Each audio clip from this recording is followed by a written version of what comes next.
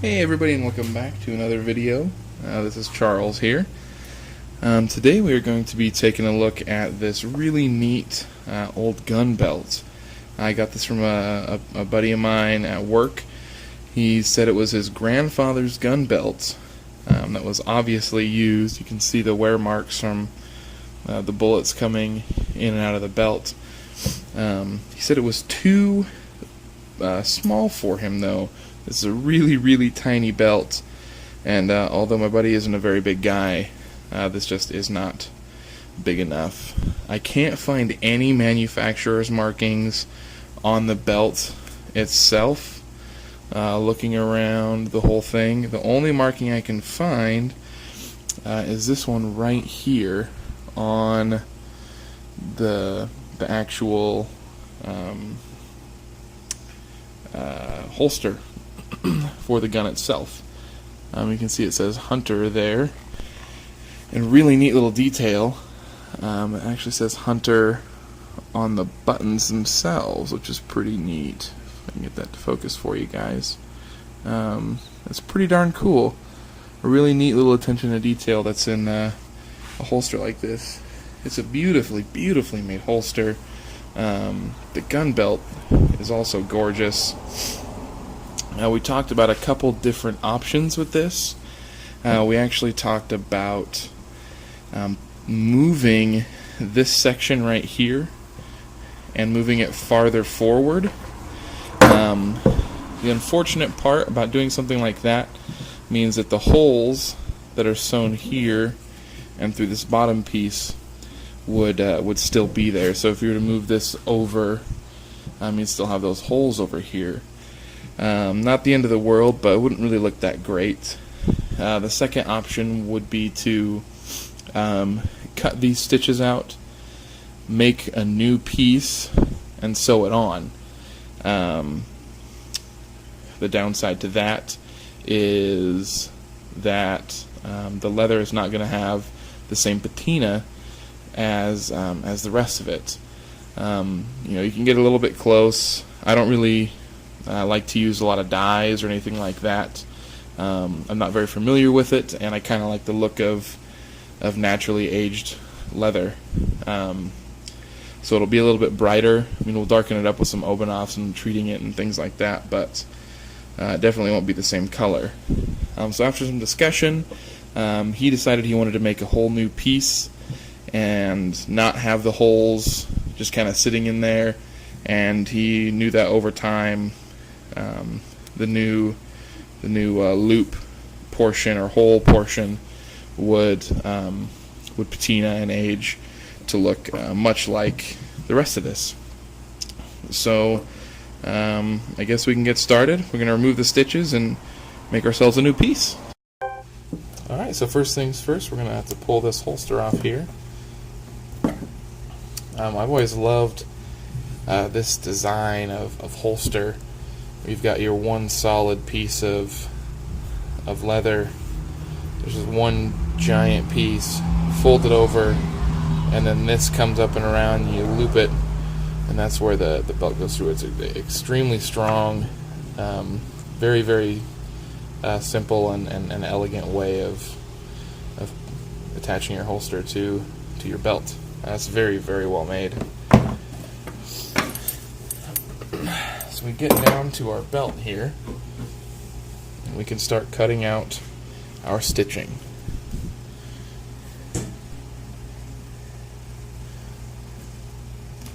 I got to be very careful.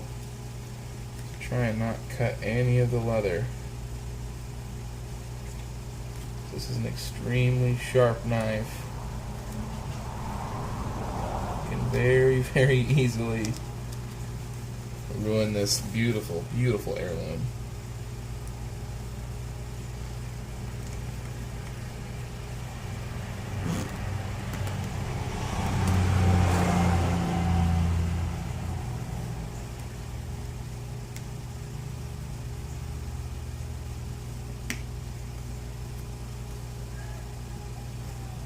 Apart really well.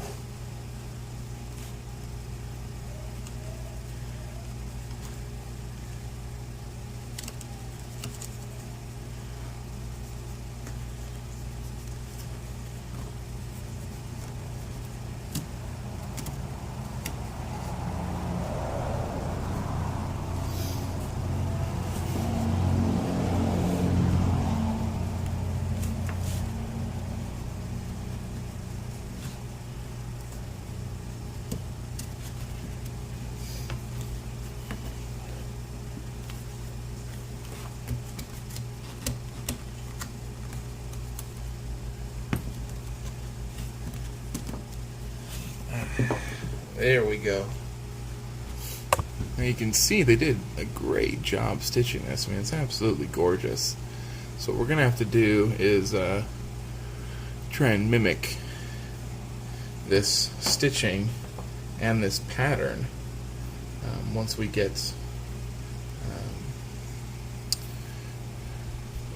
cut out our new piece. You can actually see there's two metal staples in there. I don't know if you guys can see those on here. Those were kind of metal stakes in there. It was really, really weird. It's making it harder to cut, and I couldn't figure out why. I'm sure it messed up my blade a little bit. But we'll go through.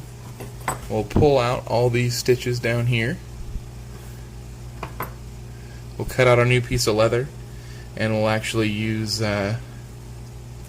this as a template for our stitching, so we can punch through where these stitches go. Here, a really nice piece, long piece of straight leather, really thick, heavy stuff. This will be great for making our belt. That way it can handle the pull and the strain of having the holes punched in it. So we can take our original here. I think we should trace this guy out.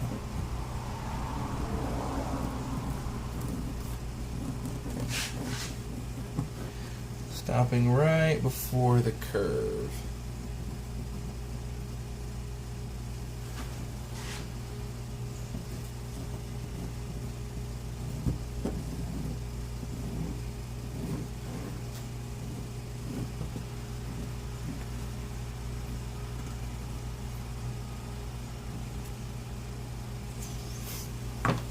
So now we have our straight lines. And we're wanting to take this out just about another 4 inches or so.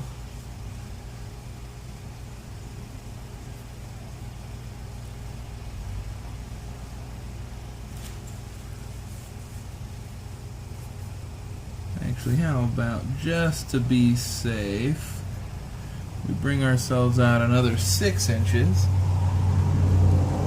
Let them try it on. And we'll cut it down if we have to. How's that sound? I think that sounds like a wise decision.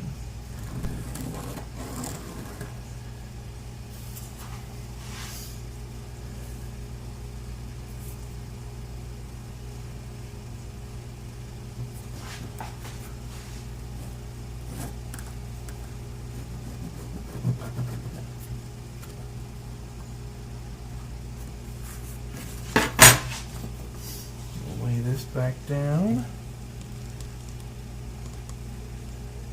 So it's even on both sides.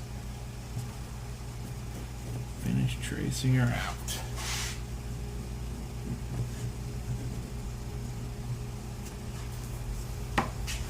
Perfect. Now we'll have a longer version of what we already have.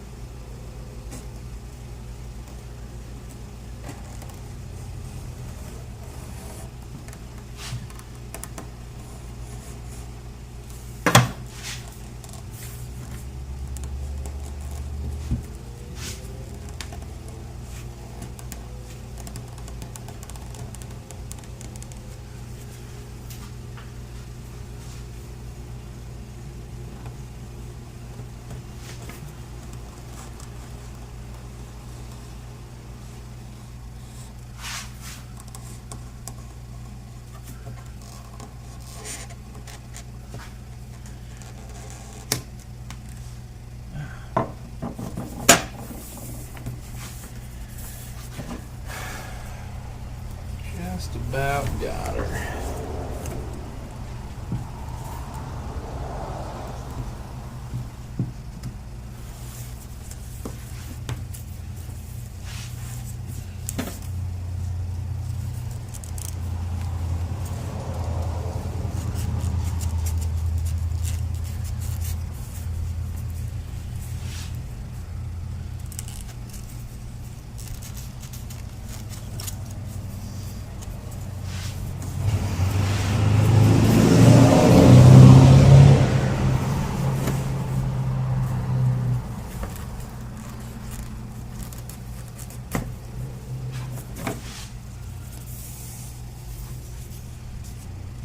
Looking pretty good.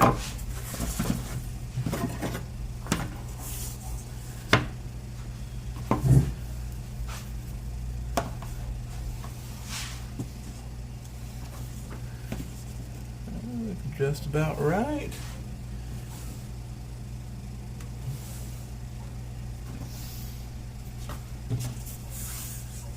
Yeah. I think this is going to work out okay. Got a little bit of cleaning up to do right in here. Get that straightened out. Get this thing looking real good. Yeah. I think this is going to be just perfect. Alright, so now that we have our piece cut out, and it's relatively straight, and I think our edges are lining up pretty darn well. Instead of actually going to bevel the edges and slick it before attaching it to the belt, I think it'll make it a little bit easier on us. You can kind of tell they did that a little bit on this here. I'm using a number 2 on this. You take just a little bit of material off the edge.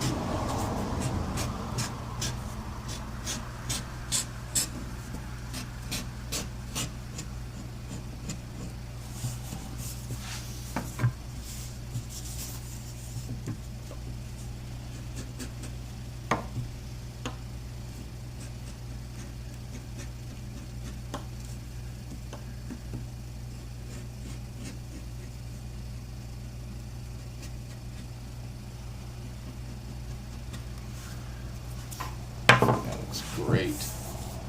Looks absolutely great.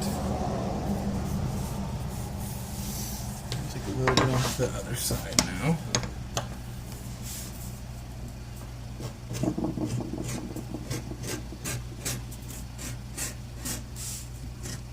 I've seen some guys do this to take it off both sides. Some guys take it off with just one.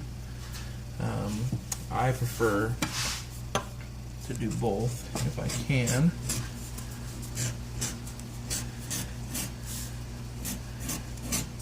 Plus it helps me take off some of these ink marks I have on here.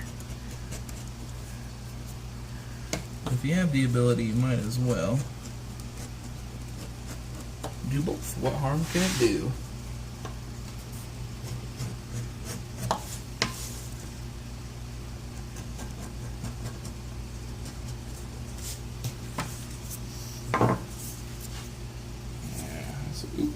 Streams there. That's looking really good. Now grab our slick tool.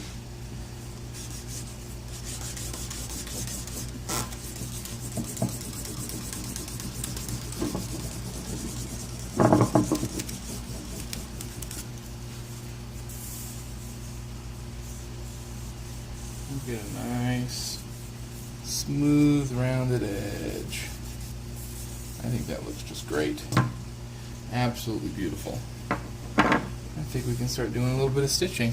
I've got the stitching now pulled out of this piece right here, so I can line it up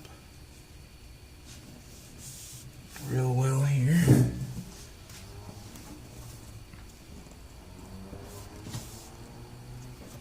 And start hopefully punching out some of my stitches. I'm just going to follow along where the stitches are and put some indents in my piece of leather. Now this is one of the coolest tools I have. This is actually an old ice pick. I like it because it's very, very sharp and it's very skinny. One of the problems with a lot of the scratch-alls you can buy these days is they're huge. The blades on them are gigantic, or the awl, whatever you want to call it, is huge. And when you're trying to do any fine stitching, it's extremely difficult to do. So fortunately I found this guy in my garage, along with a bunch of other old beautiful, beautiful hand tools. It was an old family friend. Her father was going into a nursing home, and he had all of his father-in-law's old hand tools. So a couple generations ago, his hand tools. And the man who went into the nursing home, his son wanted all of the power tools that were in the garage, which I was very, very glad to let him take, because they were not very high quality at all. And he didn't want any of the hand tools. And since I helped move his father out of his house into the nursing home, they let me take a whole bunch of these hand tools home. And I have to say they've all been amazing. You can see this right here. It's extremely sharp little tip, and it actually, I believe, can still read. Whoa! Can actually still read some of the writing on there. Or I believe it says, if I can get this thing to focus for me. There we go. Ice and coal. And Lewiston, Idaho, which is my hometown. So this thing's really, really neat. It's a really great tool. So if we look, it looks like most of our holes went through, except for one right here. So now I can go through and finish punching them through the whole way.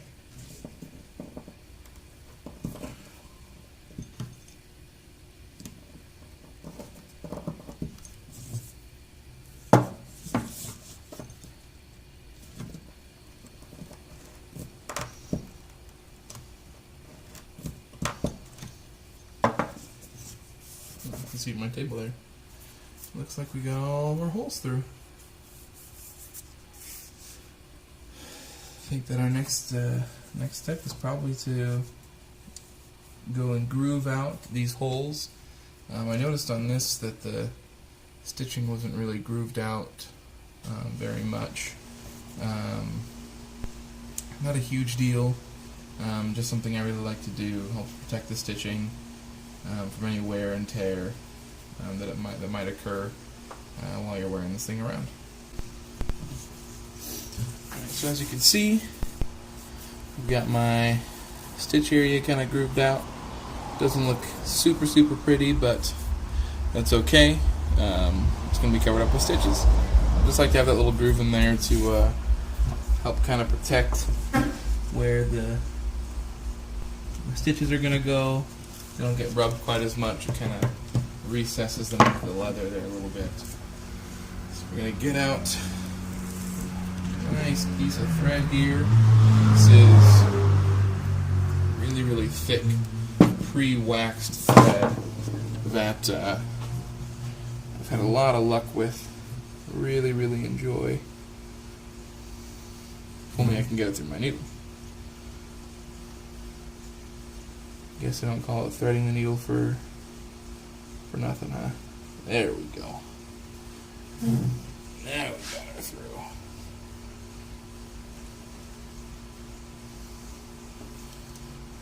Now I know there's lots of fancy ways to do stitching and to make it look real and snazzy and hidden knots and all that kind of stuff, and I honestly don't know how to do it, and it doesn't really matter to me. The way I do this is extremely simple, and it works very well. It's just like if you were to sew anything else. Get my knots in here, tighten them up, and away we go.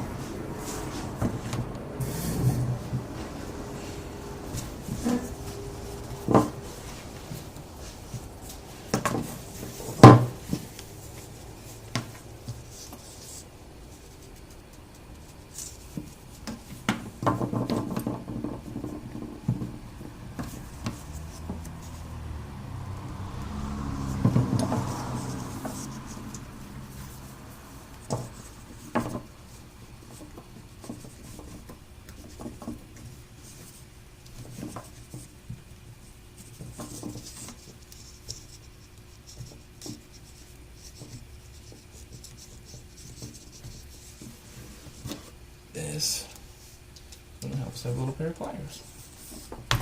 There we go.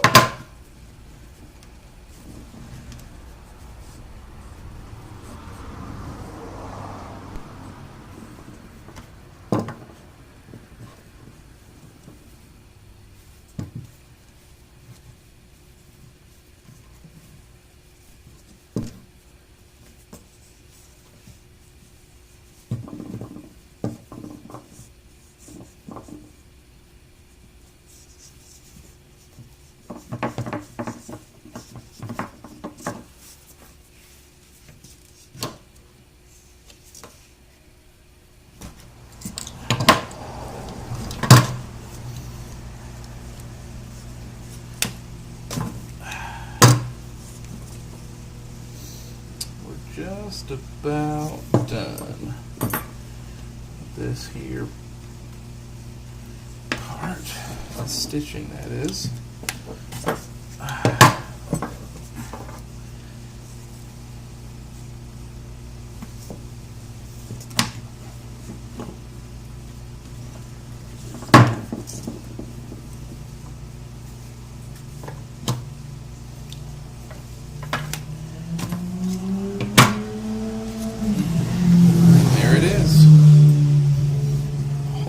Thing all done, looking really nice. As you can see, there's a lot of wax on this thread, so we'll go through, we'll clean some of that up, but better to have more wax than you need, keep the thread from rotting, than not have enough and have all your thread rot out on you. So we'll go through, we'll clean up some of this excess excuse me, wax, and we'll finish her up. Alright, now that I've got all the holes punched in and everything's lining up, looking really good, it's time for a little bit of Obanoff's Heavy Duty LP. This stuff is absolutely amazing. pretty much every time I'm going to use it in a video, I'm probably going to talk about how incredible it is. It's the absolute best leather protectant money can buy. It's made by a small company in Peck, Idaho, which is very, very close to where I live in Lewiston.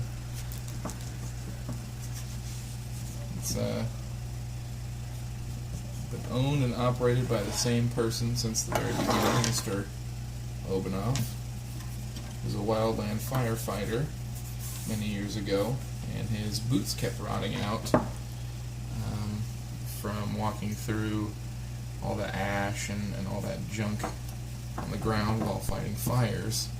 And there was nothing on the market at the time that could adequately protect his boots and keep them from rotting out so quickly. And when you're spending hundreds of dollars on your boots, you want them to last a while.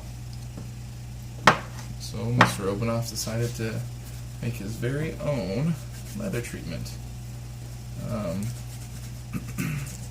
That's when he came out with Obanoff's Heavy Duty LP.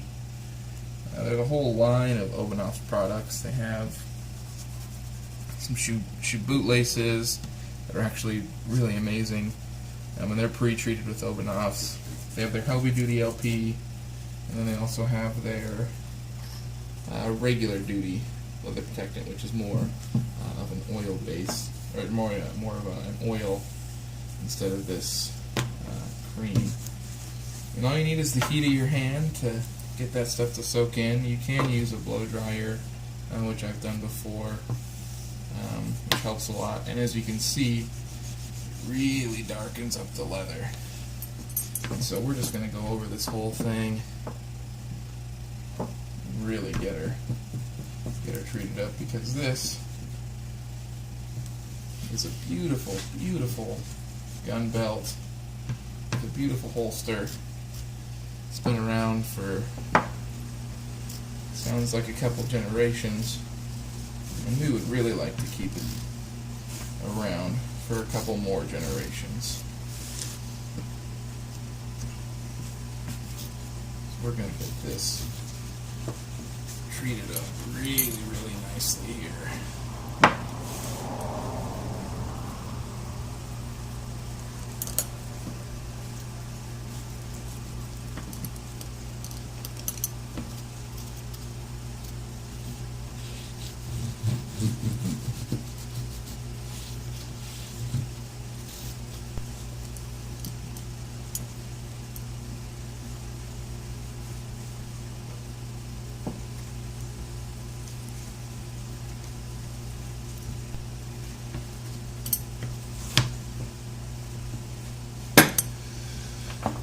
Might as well get our holster over here.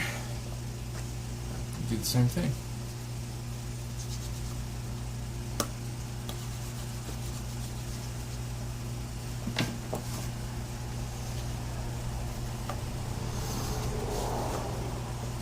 And the other great thing about Obanoffs is it's wonderful not only for this cow skin, but it's great for your skin too.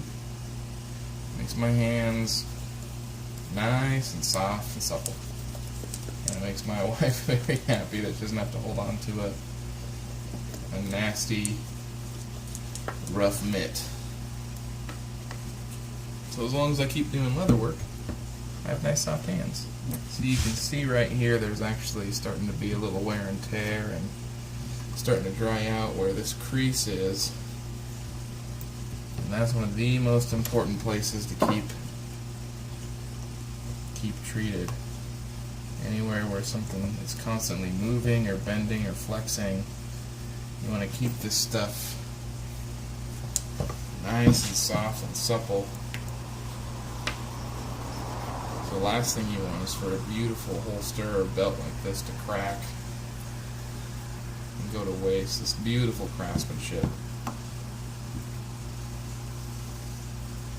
I consider this kind of stuff, just a work of art, and I think we need to treat it as such and make sure it's around for many, many years to come. You can just kind of keep rubbing around, using the heat of your hands to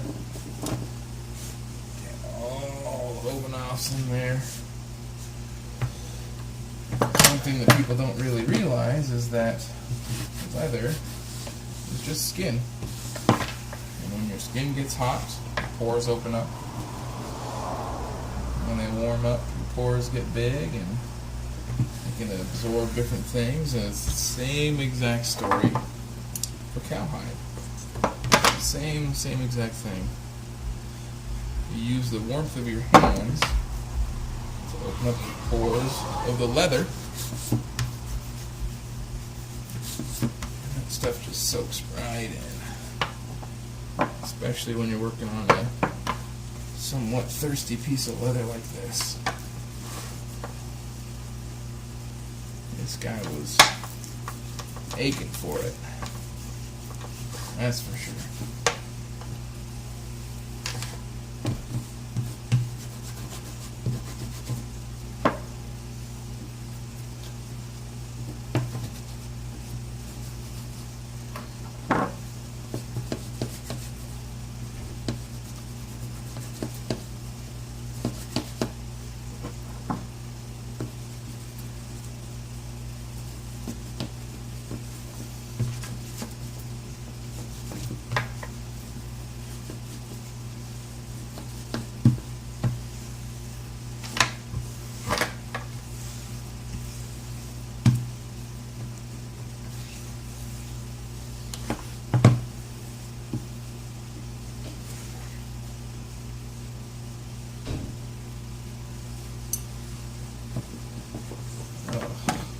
This is just a beautiful, beautiful gun belt. My goodness, this is just an honor. Absolute honor to work on something like this. You know, in this day and age, it would have been so easy for the young man that owns this belt to say, oh, this doesn't fit me, you know, my grandpa was a tiny guy, I better put it away or get rid of it. And you know, it'd be so easy to go out and buy some cheap little piece of junk holster and put this away and completely forget about it. And to be able to take something like this that has, you know, a history and a heritage to it and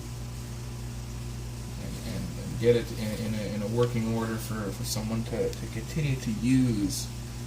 You know, the original craftsman of this wanted it to be used and treated right.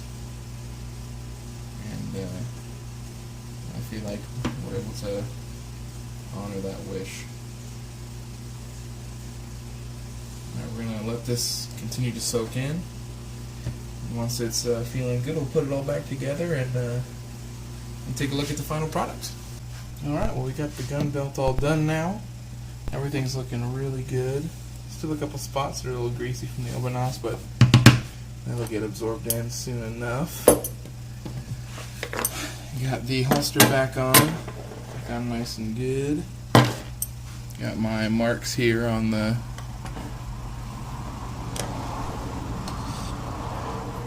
belt there. American flag and a little B.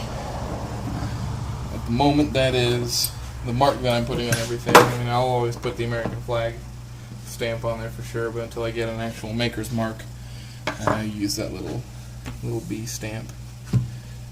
I think this turned out really, really well. Fortunately, the open-offs darkened this leather up enough to where it doesn't look really, really out of place. Just a little bit out of place. But I think this is going to work really, really well for my friend, and I guess to repeat or reiterate again what I said before, this has been a very big honor to work on this for him, and for him to trust me with this very, very important heirloom was very touching. So I definitely thank him for that. But I guess that's about it. Please leave any comments you have in the comment section. Feel free to thumbs up, subscribe, whatever you want to do. Hopefully I'll continue to do more leather work and tool restoration videos, and I'm obviously a beginner. I don't really know much about what I'm doing, but hopefully I can teach you guys something and you can teach me a little something and we can learn together. Alright, thanks for watching. Alright guys, I know I said goodbye already and went through my whole spiel, but I just wanted to show you this. This was the piece of leather that we took off of the gun belt. I figured, hey, it's a really good piece of leather. It's got a lot of history and heritage to it. Why let it go to waste? So I made a little bracelet for my friend to wear. Hopefully, one of these sizes fits him. That way he can wear this around if he wants to. It'd be kind of cool. It's got little holes there. You can put little brass studs or spikes, I guess, if you want to be a punk rocker for a day. I just thought this was kind of neat and a fun way to not have to throw away a piece of leather that actually has a lot of meaning to it. Alright, this is actually goodbye. Thanks for watching, guys.